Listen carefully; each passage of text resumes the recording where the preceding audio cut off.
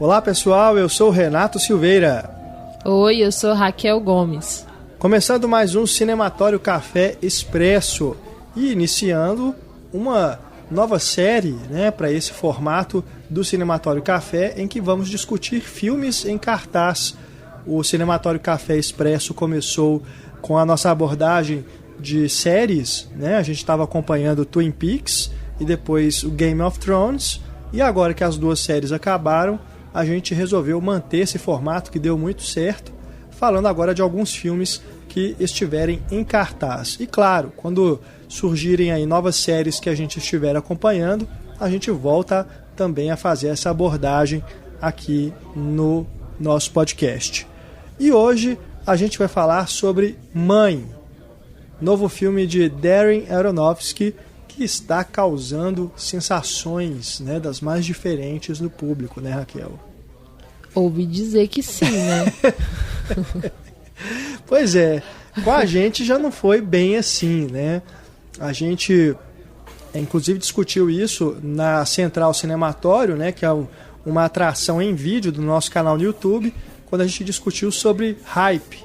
E a gente falou justamente sobre o que foi dito a respeito desse filme, Mãe, porque desde lá dos festivais estrangeiros onde ele foi exibido, vinha se falando de pessoas que estavam passando mal, que era um filme que deixaria você incomodado, perturbado depois das sessões, e isso cria uma certa expectativa nas pessoas de que vai ser uma experiência que não dá para você ficar indiferente a ela, que não dá para você sair desse filme da mesma forma como você entrou.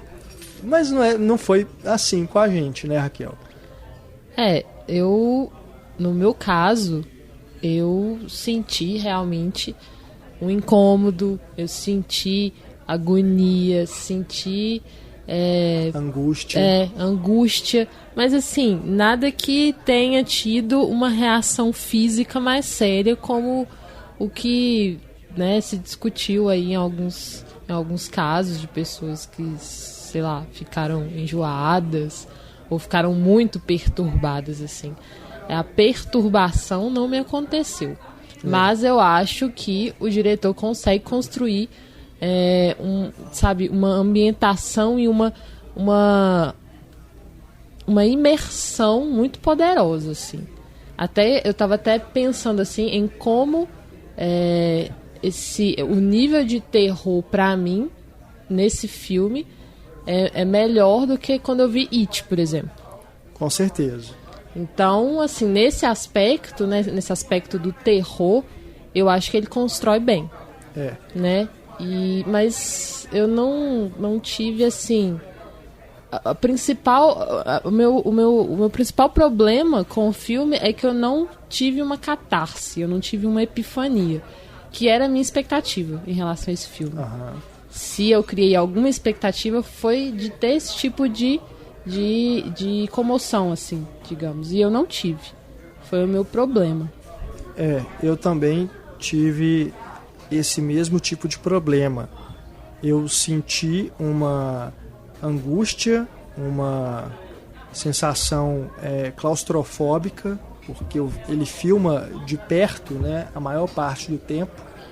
A direção de fotografia é do Matthew Libatic, que trabalha com o Aronofsky já há mais tempo, e a gente tem nesse filme uma direção e uma movimentação de câmera bem semelhantes às de O Lutador e Cisne Negro, com a câmera acompanhando a protagonista, no caso aqui a Jennifer Lawrence, ela andando pela casa, aquela câmera que vai atrás, perseguindo.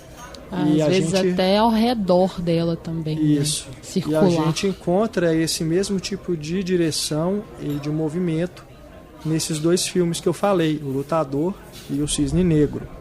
Então, de certo modo, a gente tem aqui um filme que vai estar mais próximo desses dois dentro da filmografia do diretor.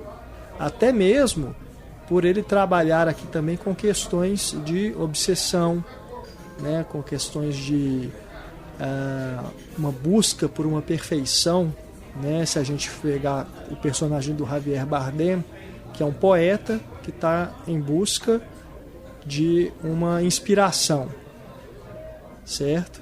No Cisne Negro é uma bailarina que está em busca da coreografia perfeita, dos movimentos perfeitos, né, para a sua apresentação.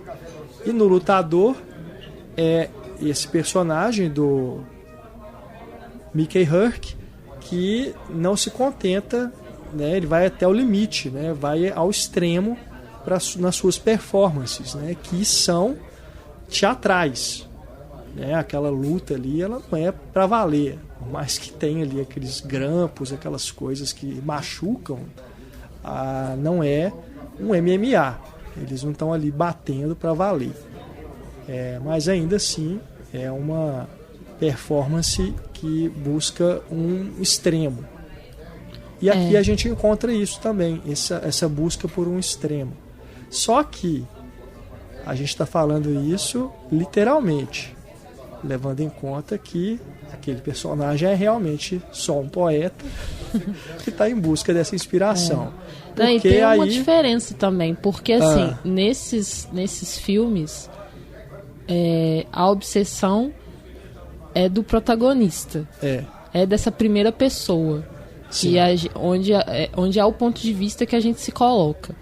Aqui nesse filme, o ponto de vista é da mãe, é da Jennifer Lawrence, mas essa obsessão me parece que não tá nela, sabe? Não. É no personagem do Javier Bardem. Então, assim, é uma diferença. Esse tema tá ali, mas não é da protagonista do filme. Exatamente. Então, é uma diferença significativa, assim, sim, né? Porque sim. até então ele vinha trabalhando a obsessão no ponto de vista do personagem principal, que é onde a gente se coloca. Eu não tô dizendo que esse filme vai formar uma trilogia com esses dois, não. Tô só fazendo um paralelo de similaridades dentro da obra do diretor. Né? Mas eu achei isso curioso. Tem essa diferença significativa para os outros dois filmes, com certeza. Eu achei bem curioso mesmo. E essa questão, assim, de ele colocar a gente tão próximo dela, né, desse ponto de vista, assim, a gente tende a sentir muito o que ela tá sentindo, assim. Sim. Então, por isso todo o incômodo, né? Por isso que a gente fica tão em agonia, assim, porque a gente realmente a gente sente o que ela sente, né? Exatamente, porque uma coisa que a gente observa durante o filme é que ela é pega desprevenida a todo momento, seja nos momentos em que ela está na companhia do marido e estão conversando com outras pessoas, ele fala alguma coisa e ela olha para ele e fala assim, mas como assim? Por exemplo, alguém pergunta para ele, vocês não querem ter filhos? E ele fala, claro que queremos. E ela olha para ele, tipo assim, nós queremos, né? No olhar dela tá essa dúvida. Assim, você está decidindo por mim. Né? Você sente que aquela resposta dele para ela foi assim, algo novo, né? Ela não tinha tido essa resposta antes. Exato.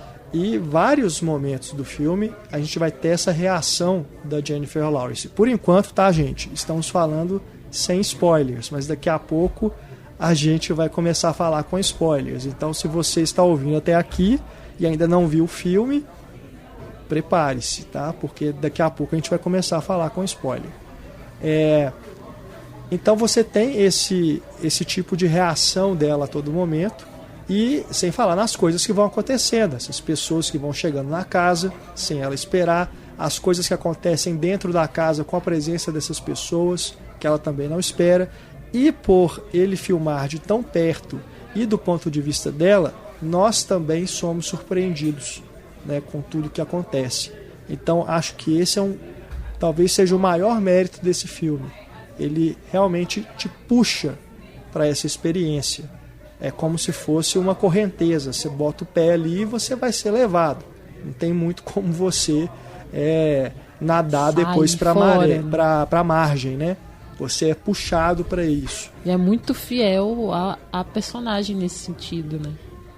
Porque você tá ali o tempo todo com ela. Assim. É até algo a se questionar, assim, porque já que é tão do ponto de vista dela, a gente passa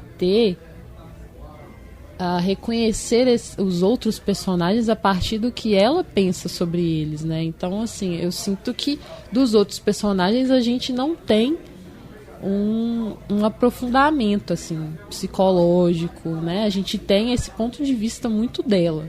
Mesmo o marido, né, a gente tem um entendimento de que ele é um cara que está passando por uma crise criativa, né, um bloqueio criativo, e está tentando buscar ali naquele local onde ele foi morar com a esposa. A informação que a gente tem é que era uma casa da família dele, que tinha sido destruída num incêndio, e ela... Qual seria a profissão dela? Musa. Não, porque, mas eu digo assim, porque questão... ela é porque não, só explicando, é porque ela diz que ela reconstruiu a casa toda. E a gente vê em alguns momentos ela passando uma tinta, né, um reboco na parede. Então, eu não sei qual que é essa profissão, mas ela trabalha recuperando. Mas eu acho se é design de ambiente, sei lá o que é. Pois é, mas na minha leitura, ela não é que ela seja, não é que ela faça isso como profissão. A minha leitura é essa, que ela é uma pessoa que se dedica 100% ao marido. Ela não trabalha, ela não tem uma profissão assim que seja algo assim, um sustento. Não, tudo bem. Eu não tô nem querendo entrar nesse mérito. Vamos bolar esse papel aqui e jogar na lixeira. Porque eu acho que a gente nem tem que discutir isso. Porque isso é uma metáfora, um símbolo. Eu acredito que todo o filme seja uma metáfora. Mas assim, aí tem as duas camadas, né? Essa camada que eu diria superficial, mas não superficial no sentido pejorativo, mas no sentido de ser essa primeira camada mesmo do filme, sem analisar os simbolismos, assim. Essa história do casal, ela reformando essa casa e ele, né, em crise criativa, e de repente tem essas pessoas que invadem a casa e ela não é consultada em nenhum momento. Em nenhuma decisão assim que ele vai tomar, ele consulta ela. Então tem essa opressão sobre ela o tempo todo, né? Porque ao mesmo tempo que ela é dona dessa casa também, ela não é chamada a definir as coisas junto com ele, assim. Ele vai definindo tudo de uma forma egoísta, né? E deixando ela em segundo plano, assim. E assim, não só reconstruir a casa, como ela provém tudo, né? Ela provém a alimentação de todo mundo, ela provém o bem-estar de todo mundo. É bem essa... como é que eu vou dizer? Essa ideia de mãezona que se configurou há muito tempo, sabe? Essa coisa da mãe ser a provedora do conforto de todos, assim, né? Ela é bem isso, assim. Só que como a gente está vendo pelo ponto de vista dela, a gente percebe os problemas disso, né? A gente percebe o quanto que ela tá ficando enclausurada, o quanto que ela tá ficando sem voz. E aí, assim, o filme, pra mim, assim, nessa primeira camada, assim, ele me traz essa questão feminina muito forte, sabe? E tem umas cenas muito fortes também, né? Que a gente, depois com spoilers, pode comentar. E que eu acho que, de certa forma, ele dialoga assim, com essas questões feministas mesmo. E é interessante, porque é pela visão de um homem, né? Então eu acho que ele foi ousado, assim, né? De tentar trazer essas questões pelo olhar dele na protagonista da Jennifer, assim. E ainda nessa primeira camada, eu acho que ele faz uma crítica exatamente a essa estrutura de artista e musa, sabe?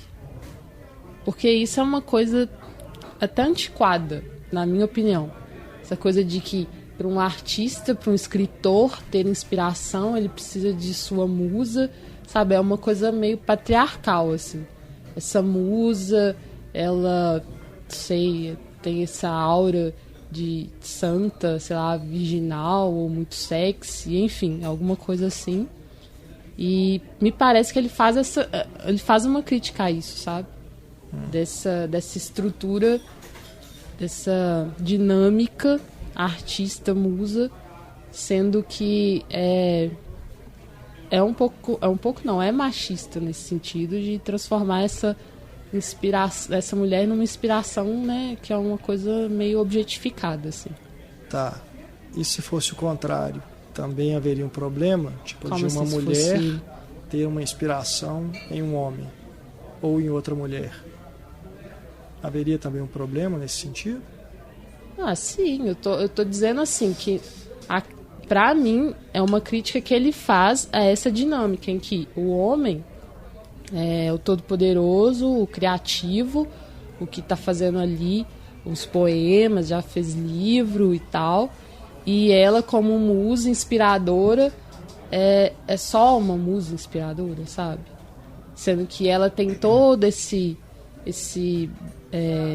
ela proporciona todo esse background para ele, né? De conforto, não só de inspiração, mas ela tá trabalhando também. De certa forma, ela tá ali todo dia. De certa forma, ela tá trabalhando, né? Todo dia, limpando bagunças, enfim, cuidando da casa. Ela tá dando uma estrutura para ele. É mais do que ser simplesmente essa pessoa, sabe, inspiradora, assim, nesse sentido. Entendi. Puro. E também essa questão de criticar o ego, né? Ego, principalmente dele, super egocêntrico e que só pensa em si mesmo, no seu sucesso, e deixa ela completamente, como que eu vou dizer, desamparada, emocionalmente, principalmente. Então, acho que nessa primeira leitura, assim, foi isso que o filme me passou, sabe? Essas questões, assim. Pois é. A minha leitura, ela tem algumas semelhanças com a que você fez. Principalmente no sentido do que a gente pode tirar ali a respeito do papel da mulher. Desse silenciamento que ela sofre durante todo o filme. De ela não ter voz e não ser ouvida quando ela fala, né, alguma coisa. Da forma, né, como o filme começa, depois as coisas que acontecem, como ele termina, de ser algo que nunca acaba. Né? Isso sim. Com coisas, isso eu estou dizendo de coisas que estão representadas fisicamente na tela. Né? Não é nenhuma leitura. A forma de estrutura do filme é essa. Da mesma forma como começa, termina. E aquilo não vai acabar nunca. Estamos num ciclo infinito. Então, dentro de uma crítica a respeito desse machismo, né, e do que a mulher sofre na sociedade, eu acho que se encaixaria nesse sentido.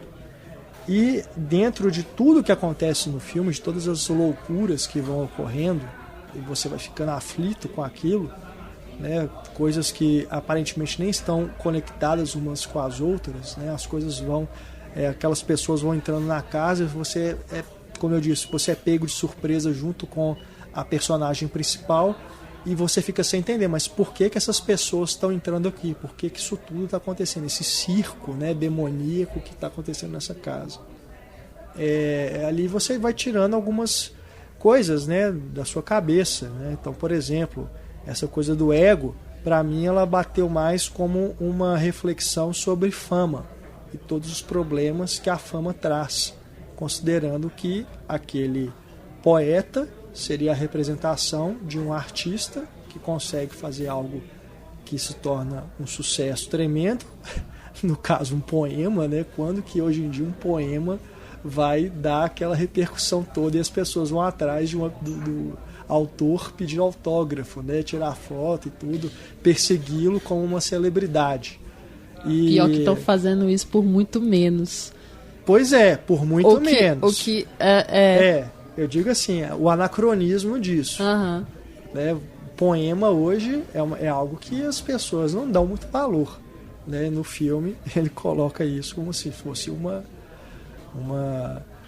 coisa que estoura na internet e viraliza, né? Vamos dizer assim, se a gente for buscar. Mas isso é até curioso porque o filme ele não é contemporâneo nesse sentido. Ele está meio que deslocado no tempo ali. Você não sabe exatamente quando que aquilo está acontecendo. né? Tem alguns elementos ali que te levam a crer que é um tempo próximo do nosso, mas ele não é datado nesse sentido, né? Você não identifica em que época que aquilo ali se passa. E dentro dessa leitura que eu faço, desse problema, esses problemas, na verdade, que a fama traz, esse culto de celebridades, vão acontecer coisas ali que me levam a crer que também tem uma própria experiência da Jennifer Lawrence ali, que teve, inclusive, alguns anos para trás, aí, fotos dela nua, né, divulgadas, que um hacker roubou, e ela teve a sua privacidade invadida. Então, eu fiz essa leitura também, linkei com esse episódio da vida dela, sabe? Você ter sua privacidade invadida, né? Você não ter controle sobre isso, e as pessoas quererem um pedaço de você a qualquer custo, quererem roubar toda a sua vida. E acaba que são as coisas que vão acontecer ali, aquelas pessoas vão invadindo a casa deles e querendo levar as coisas, né? Quebrando, não tem respeito nenhum com nada, não escutam o que eles estão dizendo. Em alguns momentos que ela se posiciona e fala, sai daí, né? Não fica aí em cima da pia e tudo, as pessoas não estão nem aí. Aliás, essa parte da pia, que agonia, realmente, sabe? As pessoas não escutam ela, isso dá agonia demais, isso. Passa a desrespeitá-la. Né? Desrespeito, é como se ela fosse um fantasma ali, ninguém escuta. E eu acho legal isso que você falou, porque essa questão, né, dessa exposição aí que ela sofreu, né, tem a ver com machismo também. E essa invasão na casa, assim, essa coisa que também te dá agonia, porque todo mundo vai entrando, desrespeitando, querendo, né, as coisas e tal, isso também tem a ver com em como a sociedade ela é invasiva com as mulheres também, né? Não só nessa questão assim de privacidade, mas em diversas outras coisas, sabe? Então, realmente, eu também senti, a minha leitura ficou muito nessa primeira camada, ficou muito carregada pela questão feminina mesmo, assim. Então... até pelas discussões que a gente vem fazendo aqui no podcast, inclusive, por tudo que a gente lê hoje em dia, né, tá muito em voga essa discussão feminista, a gente acaba encontrando elementos fortes no filme que nos levam a fazer essa leitura. E tem uns diálogos também, né, que são eu não sei, por assim... exemplo, se esse filme fosse feito 10 anos atrás, se a gente teria a mesma percepção dessa maneira forte, entendeu? Mas, enfim, daqui a pouco a gente vai discutir isso. A gente sabe que o Darren Aronofsky não escreveu o filme para isso, né? Exato. Daqui a pouco a gente fala sobre isso. Ainda que dentro dessas observações que a gente está fazendo, eu também fiquei pensando, por exemplo, ainda não considero que seja... Acho que a gente até deu alguns spoilers aqui, mas nada comprometedor. Mas esse que eu vou falar agora também não é um spoiler, porque o filme se chama Mãe. Então, a partir de certo momento do filme que ela vai se tornar uma mãe, né, que esse elemento da maternidade vai se tornar uma figura central ali na trama, tem de novo essa coisa de como que a privacidade das pessoas que estão envolvidas com fama, né, acaba sendo totalmente diluída. É uma privacidade que vai se esvaindo, que a pessoa passa a não ter mais controle sobre aquilo. Então, na hora eu lembrei, por exemplo, de quando uma celebridade tem um filho e tem todo aquele circo da mídia para querer uma foto da criança, né? Eles sofrem com isso. A Halle Berry tinha é algo assustador. Tinha até feito um projeto, apoiado um projeto de lei para que esse tipo de coisa fosse proibida, essa perseguição às crianças, sabe? Mas eu nem sei em que pé que ficou. Tem vários casos, né, sobre isso, essa perseguição de paparazzi para querer uma foto da criança e tudo. É uma coisa assustadora. E em determinado momento do filme eu fiz esse link também com esse drama que essas pessoas famosas acabam vivendo por causa disso, porque tem uma hora que o personagem do Javier Bardem fala pra ela, né? Eles só querem ver, né? Só querem ver a criança um pouquinho. Então eu lembrei disso. Mas enfim, vamos abrir agora escancaradamente para spoilers, tá? Então você melhor. Que ainda não viu Mãe, já fique sabendo, né, que a partir de agora a gente vai falar com mais detalhes ainda sobre o filme. Então a gente pode, de fato, agora estragar a sua experiência se você não vê o filme. Então pause aí, depois você volta aqui e escute tudo. Então, Raquel. Então, aí a gente tem... mas antes de entrar na segunda camada, aliás, nas várias camadas, eu queria te perguntar uma coisa, porque essa questão dela de ser mãe, né? Então a gente já vai pro filme, como se chama Mãe, a gente já espera que ela vai ser mãe em algum momento. Pra mim, ela já era mãe desde o início, porque assim, ela começa tendo essas reações, né, físicas, essas tonturas, sabe? Ela começa a passar mal e ela vai lá e toma um remedinho. Então, assim, pra mim, desde o início ela já estava grávida, ela só não tinha muita certeza disso, sabe? E aquele remédio misterioso até me pareceu antiácido, se eu estiver viajando, mas é porque me parece antiácido, né? E as grávidas, assim, principalmente em início de gravidez, elas têm muita azia. Então, assim, pra mim, desde o início, ela esteve grávida, né? Ela já estava. Né? Ela só não... E como a gente percebe que o marido dela, quando falou sobre ter filhos, ela, né, foi surpreendida. Então, assim, era meio que incerto para ela também se essa gravidez seria algo legal, né? Porque, inclusive, eu acho que ela tem algumas alucinações, assim, exatamente porque isso meio que tá aterrorizando ela, sabe? Até o momento em que ela tem, né, que ela tem uma relação sexual com ele, e aí ela acorda, aí tá até uma iluminação diferente, porque ela acorda bem, e aí ela se sente segura de falar: eu estou grávida, né? Então eu acho que eu achei interessante, assim, porque trouxe esse início, sabe, da descoberta, assim, de como que é uma coisa, sabe, tão nova, tão diferente, e que pode também trazer um certo terror para a mulher, sabe? De não saber como lidar com isso. Mas também a gente tem, desde o início, essa sensação que você mencionou de alucinação, porque tem aqueles momentos que ela encosta na parede e ela meio que sente a casa como um ser vivo, né? Como se ela estivesse visualizando o coração da casa, né? Que aquele coração parece que está com algum problema, né? Porque a cada momento que ela encosta, ele vai ficando mais escuro, vai escurecendo.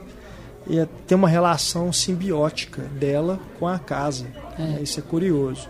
E isso, como vai perdurando o filme todo, eu fiquei imaginando que aquilo poderia ser, como no Cisne Negro, desde o início uma alucinação, sabe? Que a gente estava acompanhando ali, que em algum momento, talvez no último frame, no último plano, a gente veria que aquilo ou era um pesadelo, ou era de fato uma alucinação, e que ela estava em um outro lugar. Fico feliz que não tenha acontecido isso, não tenha tido essa explicação. É uma das coisas que eu gosto do filme, dele terminar, tem essa estrutura cíclica, né? Começa com aquela mulher pegando fogo, vai terminar com a Jennifer Lawrence pegando fogo e volta para uma outra mulher, né, na mesma posição dela, deitada na cama, e o Javier Bardem colocando aquele coração de diamante lá naquele altarzinho, né, naquele suporte lá. Então, eu fico feliz que o filme não deixe, não te dê respostas, que ele seja uma fique meio aberto nesse sentido. Você interpreta e faz essas leituras que a gente fez aqui, e tem esse... É um filme que tem esse pé no surrealismo, que nos lembra O Anjo Exterminador, do Buñuel, só que num sentido inverso, né? Porque no Anjo Exterminador as pessoas não conseguem sair da casa. Aqui elas vão entrando. Elas vão entrando... Elas vão sendo puxadas para dentro da casa. Todo mundo vai entrando e fica lá. E quando a Jennifer Lawrence pergunta... Mas essas pessoas têm que sair, essas pessoas têm que ir embora, bota essas pessoas pra fora. Aí ele fala, mas pra onde elas iriam? Tipo, com todo aquele espaço, sabe? Então é exatamente o contrário mesmo, assim. E eu tava lendo que o Darren Aronofsky pediu ao Philip Messina, que é o designer de produção, para assistir ao Anjo Exterminador. Foi a única referência que ele deu para que ele construísse, né, a casa, decorasse o ambiente e tudo. Então é uma referência direta mesmo. Então já estava, né, na cabeça do Aronofsky quando ele escreveu esse roteiro. Era uma influência direta. Então eu gosto dessa coisa surrealista. Eu acho que para um filme de mainstream é ótimo a gente ter isso, né? Agora, o diretor não precisa explicar depois o que ele quis dizer com o filme. Pois é, isso aí que é complicado, assim. Eu sei que as pessoas geralmente tendem a gostar, né? Porque a gente sai do filme e a gente começa a pensar sobre ele, tem muitas dúvidas e tal. E aí, quando se tem respostas do próprio diretor, acho que a maioria das pessoas devem se sentir confortáveis. Ah, então era isso, que bom, nossa, clareou. Só que eu penso o contrário. Eu acho que quando o diretor fala, é isso que eu quis dizer, é isso que significa, ele tá limitando a minha possibilidade de criar junto com ele, sabe? Porque é como se, poxa, aquela obra ali, ela está fechada agora, né? E aí eu fui ver entrevistas que ele deu, não devia ter feito isso, mas enfim, para gravar o podcast é importante, assim, porque ele veio ao Brasil, né, para divulgar o filme. Então eu senti que seria legal de assistir alguma entrevista. E numa dessas entrevistas, ele comenta que a mãe, a personagem da Jennifer Lawrence, é a mãe natureza. A casa é a terra. Então, ele está passando uma mensagem ecológica, digamos, né? Uhum. Essa coisa das pessoas que estão invadindo essa casa e destruindo essa casa, é exatamente isso. É como a humanidade tem usufruído de toda essa bondade da mãe natureza, de tudo que a mãe natureza tem doado de bom grado. E aí essas pessoas estão folgando e destruindo mesmo, assim, não estão cuidando da sua casa, sabe? E o personagem do Javier seria Deus, o criador. Inclusive nos créditos ele é acreditado como Him, né? E o H é H maiúsculo, enquanto os outros personagens são todos com letras minúsculas. Então ele seria esse Deus criador, assim. E aí eu falei, cara, então eu não tinha pensado nisso, tá, gente? A simbiose com a casa é nítida. Isso a gente percebe, né? Mas eu não tinha pensado nessa ligação tão forte com mãe natureza, sabe? Eu não tinha criado esse simbolismo direto, assim. Temos um problema aí. Porque uma coisa é você ler uma crítica ou uma análise, o que seja, que te coloque, né? Olha, eu acho que esse personagem representa isso, essa personagem representa isso, essa casa representa isso e essa situação representa isso. Beleza. É a interpretação de alguém que viu o filme. Isso é bacana. É o que a gente fez aqui no início do programa, né, do podcast. A gente deu a nossa leitura. Agora, quando o diretor do filme que escreveu aquilo vem e te fala, isso é isso, ele é o autor da obra. Ele está basicamente te dizendo, é isso, o que você pensou, se você analisou de outra forma, está errado. Não é nada disso que eu quis dizer. Exatamente. Entende a diferença? O cara fecha. é o autor da obra, ele está fechando a obra. Ele está fechando, ele não está... A diferença básica, assim, com o David Lynch, por exemplo. Exato. Que não te diz o que as coisas significam. Porque ele acha legal exatamente essa diversidade de interpretações. Não estou dizendo que o Darwin também não ache, mas eu acredito que ele colocou essa necessidade discursiva à frente das possibilidades interpretativas. Quando ele diz, ela é a mãe natureza, ele é o Deus, sabe? Porque, numa boa, eu agora, se eu rever o filme, eu vou ter todas essas informações do diretor na minha cabeça. Então o filme para mim vai ficar mais pobre, sabe? Porque eu poderia revê-lo sem saber disso e aí tirar uma outra leitura ou pegar a minha leitura e encontrar mais elementos nela que pudessem, né, fazer sentido. Porque, por exemplo, dentro disso que eu estava falando de fama, da pessoa ter a privacidade invadida, quando uma atriz está grávida e ela é cercada, né, de paparazzis e tudo, de interesse da mídia, ela tende ao quê? Ficar reclusa. O que passou na minha cabeça? Olha só que doideira. Eu fiquei imaginando, né? Pô, tá entrando soldado, tá entrando gente protestando, né? Tá entrando um monte de gente fazendo uma baderna dentro da casa dela. E se isso for alguma coisa assim, ela tá vendo, ela tá dentro de casa presa, ela não sai porque senão ela vai ser, né, perseguida pelos fotógrafos e tudo.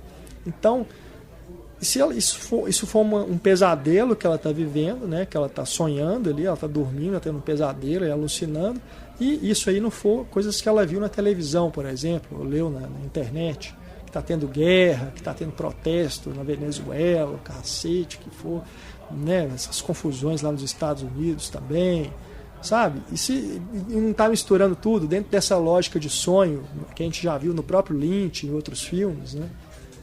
Sabe? Pois é, agora a gente sabe que não. Isso. Agora eu sei que não.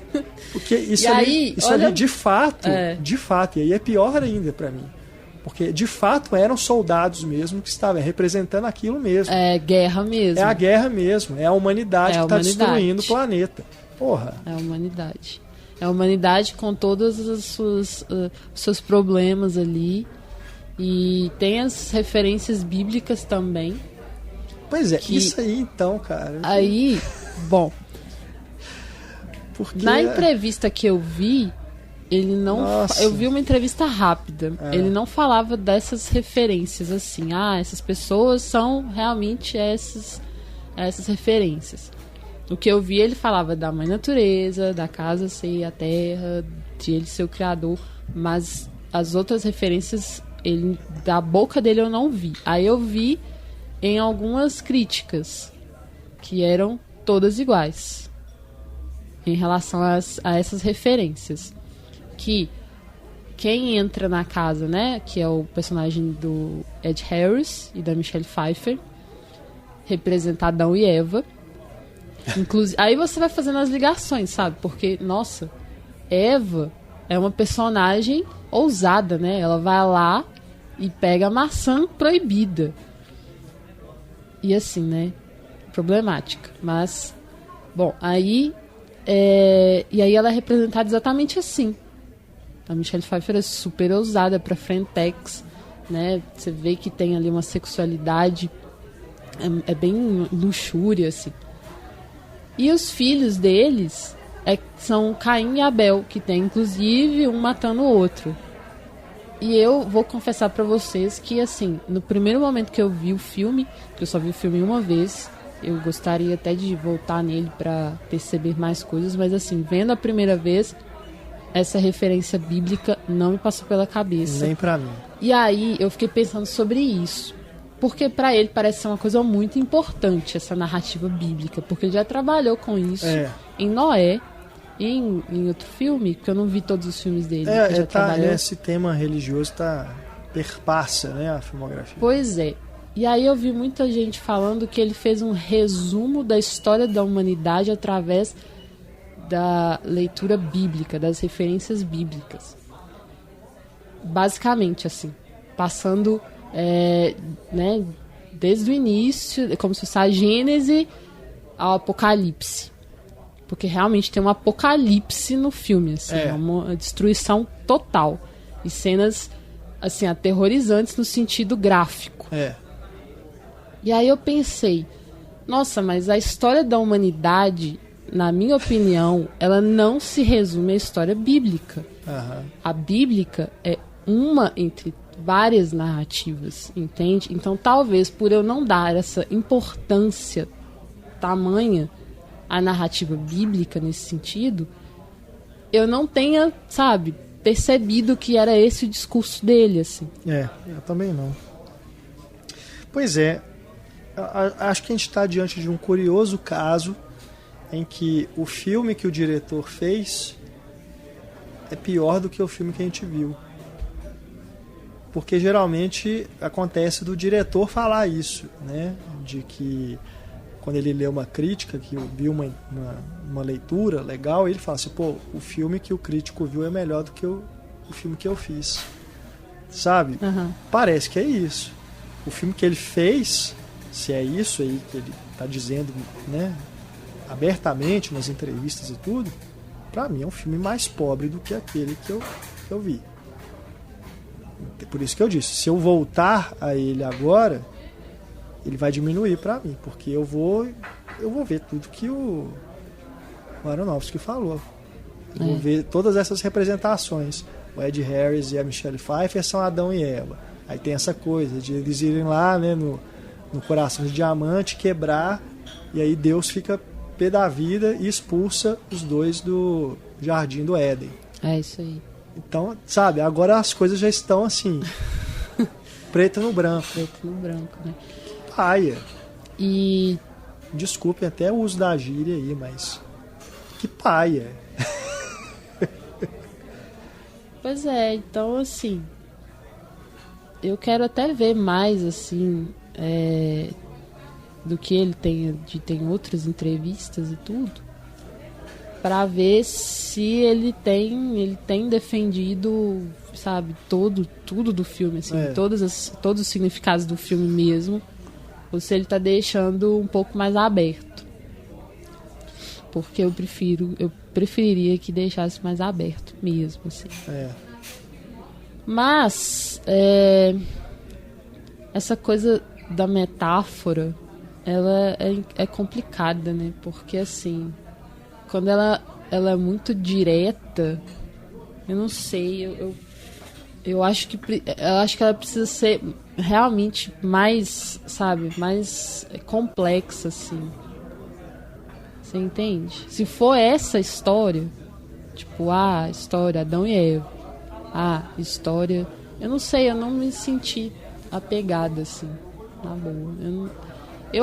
Eu até falo aqui pra todo mundo que eu quero ver de novo pra poder ter mais leituras, assim, porque o que a gente tá fazendo aqui é a partir de uma sessão que a gente viu e tudo.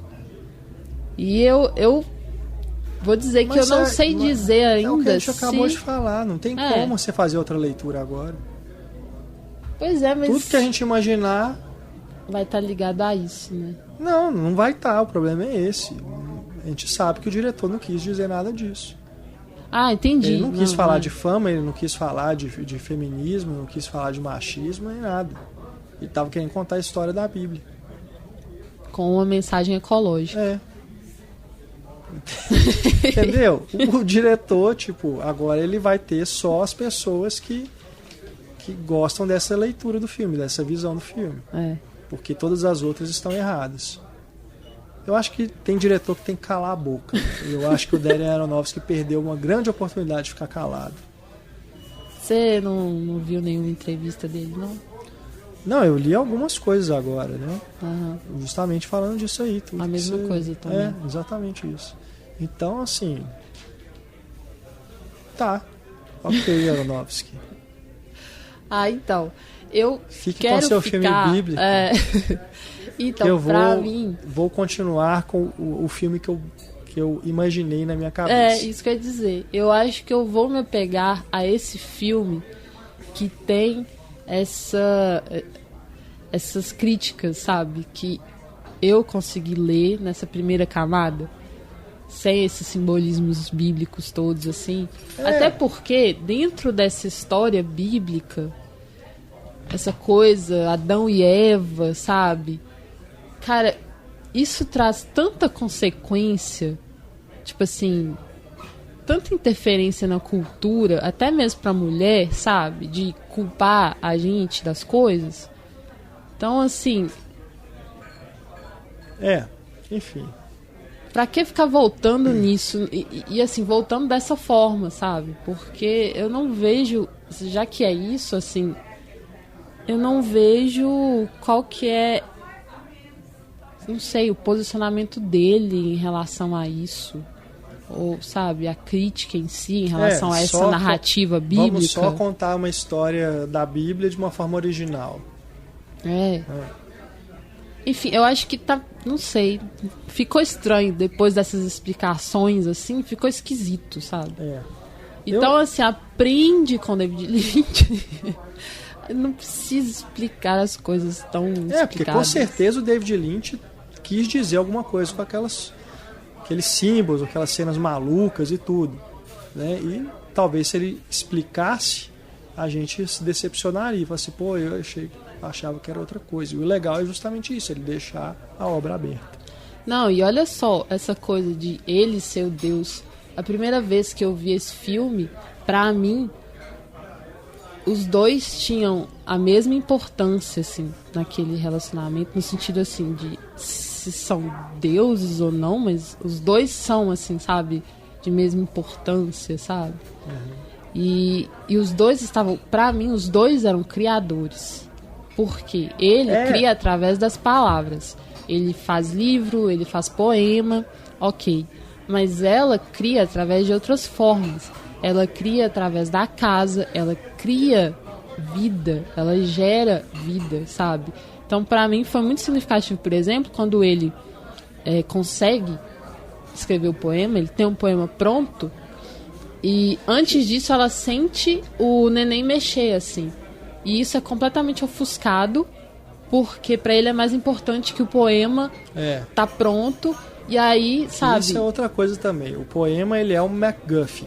Não interessa o que ele escreveu no filme. Mas não, o Aronofsky divulgou o que é o poema para a imprensa, né, distribuiu para os jornalistas, né, o que estava escrito no poema. Né, é a transmídia. Né, é o efeito transmídia. Agora, o que interessa para o filme? Sério, você vê o filme, interessa o que está escrito no poema? Não. É o MacGuffin, né, do Hitchcock. Mas não, o cara tem uma necessidade tamanha de explicar o filme dele para as pessoas, que ele, inclusive, imprimiu o poema que não existe no filme, né, para as pessoas lerem e saberem o que ele fez. Pois Olha, e aí, honestamente, tipo... as pessoas que eu queria realmente fazer essa observação, porque todo mundo pega no meu pé, que eu sou fanático do Shyamalan, né? Pega a Dama na Água, que tem todo um simbolismo também por trás. Aí as pessoas olham para aquilo e falam, nossa, que bosta, né? O Shyamalan é egocêntrico, não sei o quê, ele se coloca como um herói, né, que vai salvar o mundo e tudo. E disso não é a mesma coisa que o Aronofsky fez aqui. Ele se coloca no lugar de Deus, cara. E é tanto... Pode ser interpretado como ele, porque ele teve relacionamento com a Jennifer Lawrence. Eles começaram a se relacionar na produção desse filme. Eu não sei se eles ainda estão juntos, tá? Mas eu li que os dois começaram a namorar nesse filme, assim, na produção desse filme. Eu nem falo por isso. Torna a coisa ainda mais evidente, com certeza. É porque eu lembrei disso agora. O Deus é um artista. Né? É o então, artista. Tá passando por um bloqueio criativo. Claro que você vai relacionar com o diretor. Pois é. Né? Não, e outra coisa, porque eles têm uma grande diferença de idade. O Javier Bardem e a Jennifer Lawrence, né? E os personagens, inclusive, eles tocam nesse assunto. Tem uma hora que alguém fala pra ela, né? Nossa, achei que você era filha dele. O Ed Harris fala, achei que ela era sua filha. Então, assim, e ele tem diferença de idade com ela. E eles namoraram, sabe? Então, assim... Tá poxa, aí, ó. Já estamos descobrindo aí as tretas. Enfim. Mas, eu só queria dizer isso, que a Dama na Água é melhor que Mãe. Nossa. É só pra provocar, só pra criar o hype. Não, pois é. Isso é bom. A provocação do filme é boa. Eu gosto. Sabe? Tipo, de fazer debates. De provocar os debates, assim. Pois é. Mas o que não é bom é fechar a obra. É dizer. Significa isso. Realmente, aí a gente fica preso ao que o diretor falou. Né? Enfim. Mas eu queria só comentar, assim, que ele estava tão interessado em deixar esse discurso claro, assim, que antes de... Aliás, quando ele foi exibido em Veneza, onde ele estava em competição, inclusive, um pouco antes ele deu uma declaração, assim, sobre o processo de ter concebido esse filme, assim. E ele fala umas coisas bem bacanas e tal. Mas daí você já começa a perceber que ele tá com essa necessidade de falar sobre, sabe? De deixar mais explícito, assim.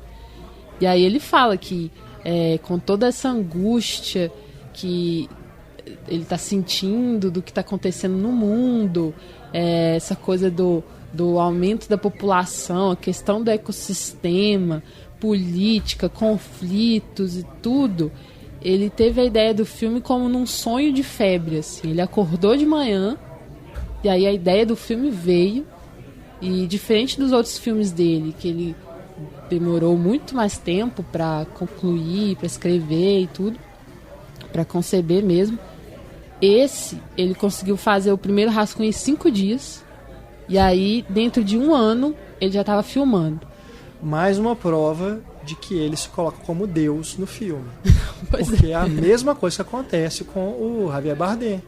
Ele acorda... Nossa, é mesmo? E tem a epifania, vai lá e escreve o poema. Então é isso, cara. O cara acha que é Deus. e o povo vai pegar no pé do Shyamalan, cara. Não dá. Eu gosto de provocar. É isso aí. Então tá bom, vamos provocar. Esse vai ser nosso episódio super polêmico.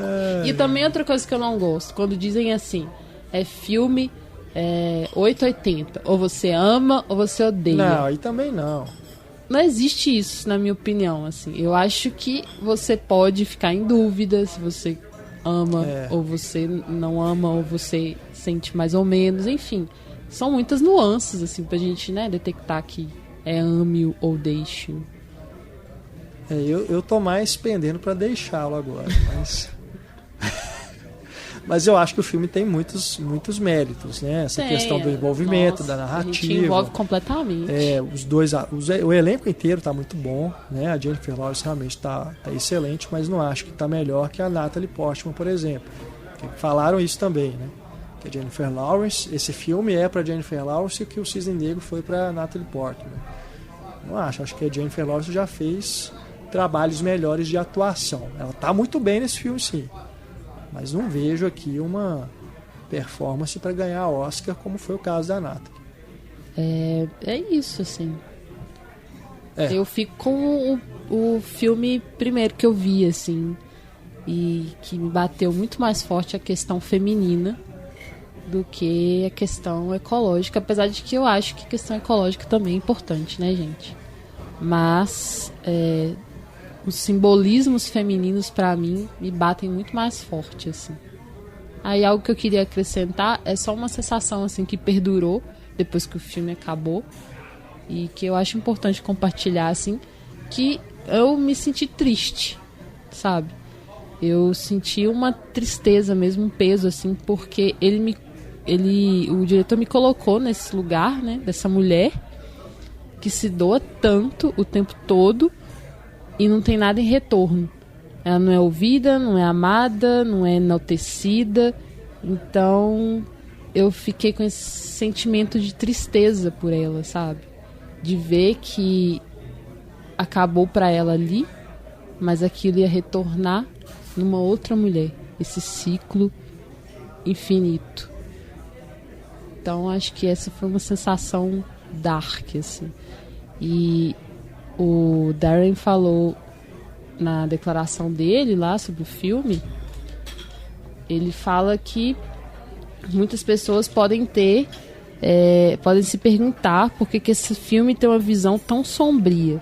E aí ele diz que o autor de Requiem para um Sonho ensinou para ele que através dos olhos, ensinou para ele que através do olhar para as partes mais sombrias de nós mesmos é onde encontramos a luz. Então talvez essa tristeza possa proporcionar alguma luz no fim das contas. A conferir. Maravilha, então vamos finalizando aqui nosso podcast sobre Mãe.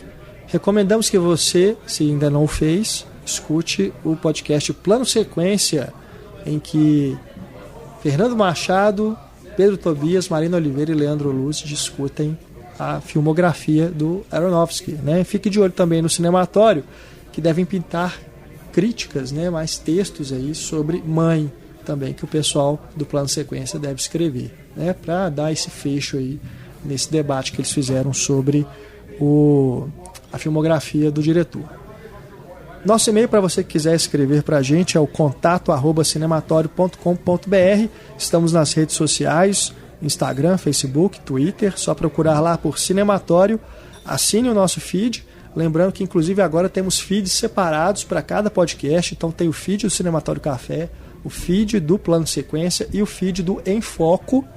Então, se você quiser assinar cada um deles, fique à vontade, ou se quiser receber todos os nossos podcasts, tem o feed geral também. Os links para todos estão aí no site, tá bom? É só você colocar aí no seu aplicativo de podcast favorito. Isso aí, pessoal. Um grande beijo para vocês e até a próxima. Um grande abraço, gente. Até o nosso próximo encontro. Tchau.